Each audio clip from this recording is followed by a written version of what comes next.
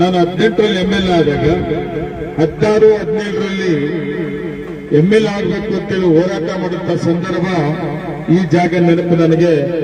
ಇಲ್ಲಿ ಯಾರಪ್ಪ ನನಗೆ ಕಾಂಗ್ರೆಸ್ ಪಾರ್ಟಿ ಅವರು ನನಗೆ ಈ ಕಡೆಲ್ಲ ಬಿಜೆಪಿ ಜಾಸ್ತಿ ಇದೆಯಲ್ಲ ಅನ್ನೋ ಸಂದರ್ಭದಲ್ಲಿ ಇದೇ ಹುಡುಗರು ಇದೇ ಜಾಗದಲ್ಲಿ ನಾವೆಲ್ಲ ಇದ್ದೀವಿ ನಿನ್ನ ಪರವಾಗಿ ಅಂತೇಳಿ ಒಂದು ಕಾರ್ಯಕ್ರಮ ಮಾಡಿ ಆರ್ಕೆಸ್ಟ್ರಾನ ಮಾಡಿ ನನಗೆ ಧೈರ್ಯ ಕೊಟ್ಟದಂತದನ್ನ ಈಗ ನೆನಪು ಮಾಡ್ಕೊಳ್ಳೇಬೇಕು. ನಾವು ಅವಾಗಲೇ ನಮ್ಮ ಹುಡುಗ ಹೇಳ್ತಾ ಇದ್ರು, ಇನ್ನ ಒಂದಲ್ಲ 2 ಸಾರಿ ನಮ್ಮ ಶಾಸಕರನ್ನ ಈ ತಾಲೂಕಿಂದ ಗೆಲ್ಲಿಸ್ಕೊಂತೀವಿ ಅಂತೇಳಿ ಹೇಳ್ತಾ ಇದ್ರು.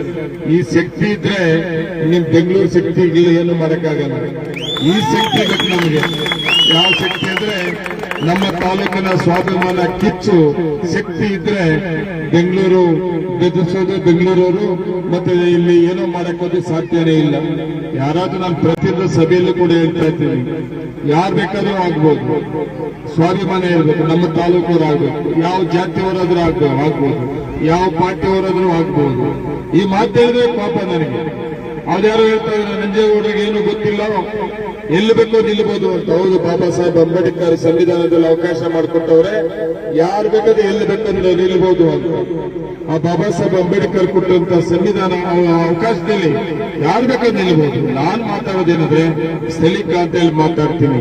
ಆ ಸ್ಥಳೀಕ ಅನ್ನೋದಕ್ಕೆ ಈ ಜಾಗ ನನಗೆ 16, 17ರಲ್ಲಿ ಹೋರಾಟ ಮಾಡುತ್ತ ಸಂದರ್ಭದಲ್ಲಿ 18ರಲ್ಲಿ ನಾನು MLA ಆಗುವಂತ ಆಗಾದ ದಿನದಲ್ಲಿ ನನ್ಗೆ ಶಕ್ತಿ ಕೊಟ್ರಲ್ಲ ಅಂತ ನೆನಪು ಮಾಡ್ಕೊಂತ ಇದ್ದೀನಿ. ಮುಂದಿನ ದಿನಗಳಲ್ಲೂ ಕೂಡ ಅಷ್ಟೇ ಸಾಮಾಜಿಕ ನ್ಯಾಯದಲ್ಲಿ ಬಾಬಾ ಸಾಹೇಬ್ ಅಂಬೇಡ್ಕರ್ ಕೊಟ್ಟಿರುವಂತ ಅವಕಾಶದಲ್ಲಿ ನಾವೆಲ್ಲರೂ ಕೂಡ ರಾಜಕಾರಣ ಮಾಡಬೇಕಾಗ್ತದೆ. ಎಲ್ಲರಿಗೂ ಅವಕಾಶ ಮಾಡಿಕೊಡ್ತಕ್ಕಂಥದ್ದು ರಾಜಕಾರಣದಲ್ಲಿ ಸಾಮಾಜಿಕವಾಗಿ ಎಲ್ಲ ವರ್ಗಗಳನ್ನ ತಗೊಂಡು ಒಟ್ಟಿಗೆ ಹೋದಾಗ ಶಕ್ತಿ ಬರ್ತದೆ. ಬಾಬಾ ಸಾಹೇಬ್ ಅಂಬೇಡ್ಕರ್ ಕೊಟ್ಟಂತ ಸಂವಿಧಾನಕ್ಕೆ ಬೆಲೆ ಬರ್ತದೆ.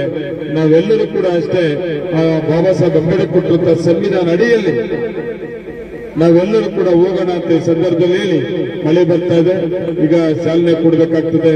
ನಿಮ್ಗೆಲ್ಲರಿಗೂ ಕೂಡ ಧನ್ಯವಾದಗಳು ಹೇಳ್ತಾ ಇದ್ದೇನೆ.